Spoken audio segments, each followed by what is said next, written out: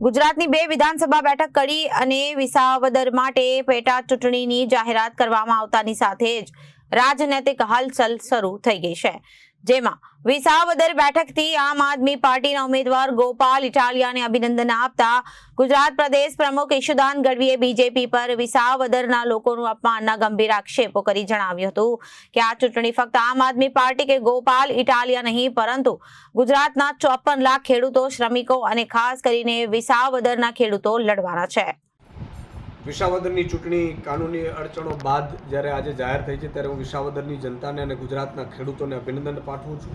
આ જે ચૂંટણી છે એ ગુજરાતના ખેડૂતો લડવાના છે।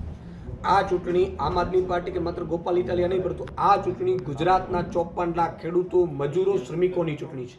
ભાજપે વારંવાર વિસાવદરની જનતાનું અપમાન કર્યું છે। ત્યાંથી ધારાસભ્ય ચૂંટાય, ભાજપનો ન ચૂંટાય, વિસાવદરની જનતા ભાજપ વિરુદ્ધ મતદાન કરે એટલે ભાજપ છે એ રૂપિયાના જોરે ધારાસભ્યો ખરીદવાનો ધંધો કરે છે। ત્યારે અમે આમ આદમી પાર્ટીએ પહેલાં સર્વે કરાવડાવ્યો કે ભાઈ હવે તમને તમારી શું ઈચ્છા છે। ત્યારે વિસાવદરની જનતા એવું કહેલું કે અમને મજબૂત લીડર આપો। આજે પણ અમે ભાજપને હરાવવા માટે તૈયાર છીએ। એટલે ગોપાલ ઇટાલિયાજી જેવા મજબૂત લીડર આપ્યા છે અમે, અને અમને પૂરો વિશ્વાસ છે કે આમ આદમી પાર્ટી અને ગુજરાતના ખેડૂતો, વંચિતો, ગરીબો, શોષિતો અને એનો અવાજ વિસાવદરની ચૂંટણીમાં જીતવાનો છે। રહી વાત ત્યાં ભાજપની, તો ભાજપ એવા પોસ્ટરો માર્યા છે કે ભાઈ ભાજપ લાવો ને વિસાવદર બચાવો। શરમ આવી જોઈએ ભાજપને। ત્યાંની તાલુકા પંચાયત ભાજપની, જિલ્લા પંચાયતો ભાજપને, ધારાસભ્યો ભાજપનો, સાંસદ સભ્ય ભાજપનો, રાજ્ય સરકાર ભાજપની, કેન્દ્ર સરકાર ભાજપની, તો તમે શેનાથી વિસાવદર બચાવવાની વાત કરો છો? વિસાવદરની સાથે તમે અન્યાય કર્યો છે, વિસાવદરના ખેડૂતોનું અપમાન કર્યું છે। એટલે મારી ગુજરાતના ખેડૂતોને વિનંતી છે કે એક થઈને આ વખતે પાર્ટીઓ ભૂલી જાઓ। તમે કોંગ્રેસના કાર્યકર્તાઓને, ભાજપના કાર્યકર્તાઓને મારી વિનંતી છે કે ગોપાલ ઇટાલિયા એ ગુજરાતના ખેડૂતોનો અવાજ બનવા જઈ રહ્યો છે, ત્યારે તમે બધાએ એમને મદદ કરીને ઝાડુનો બટન દબાવજો।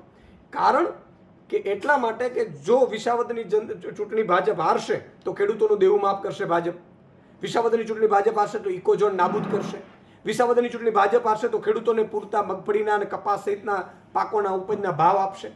વિસાવદરની ચૂંટણી ભાજપ હારશે તો પાક વીમો ફરીથી ચાલુ કરવું પડશે ભાજપે।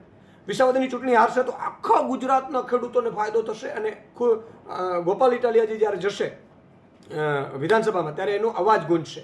રહી વાત કોંગ્રેસની, તો મારે કોંગ્રેસના નેતૃત્વને પણ મારી વિનંતી છે કે તમે 4 પેટા ચૂંટણીમાં આમ આદમી પાર્ટીએ તમને ટેકો આપ્યો, આપણે નક્કી થયેલું હતું, છતાંય તમે ઉમેદવારો ઊભી રાખવાની જે વાત કરી રહ્યા છો, એટલે તમે ગઠબંધન તોડ્યું છે। સાથે સાથે તમે કોના દબાણથી તોડ્યું છે ખબર નથી, પછી રાહુલ ગાંધી કહેતા હતા કે ભાઈ કોંગ્રેસના કેટલાક નેતાઓ ભાજપની બી ટીમની જેમ કામ કરે છે। કદાચ એ લોકોએ ધંધાના અથવા તો બીજા કોઈ દબાણથી ઉમેદવારો નક્કી કરવાનું નક્કી કર્યું હોય, પણ મારે કોંગ્રેસના વિસાવદરના કાર્યકર્તાઓને વિનંતી કરવી છે હાથ જોડીને કે આ તમારો અવાજ, એમાં એની જીત થવી જોઈએ, ખેડૂતોની જીત થવી જોઈએ, ગોપાલ ઇટાલિયાની જીત થવી જોઈએ। એટલે આ મેસેજ પણ આખું ક્લિયર ત્યાં પહોંચવું જોઈએ। અને કોંગ્રેસવાળા એવું કહે છે કે અમને ઉમેદવારમાં પૂછવા નથી આવ્યું। અરે ભાઈ, તમે પેટા ચૂંટણીમાં અમને નથી પૂછ્યું, કારણ કે જેના ભાગમાં હોય એ ઉમેદવાર નક્કી કરે છે। 24 લોકસભામાં તમે નક્કી કર્યા હતા।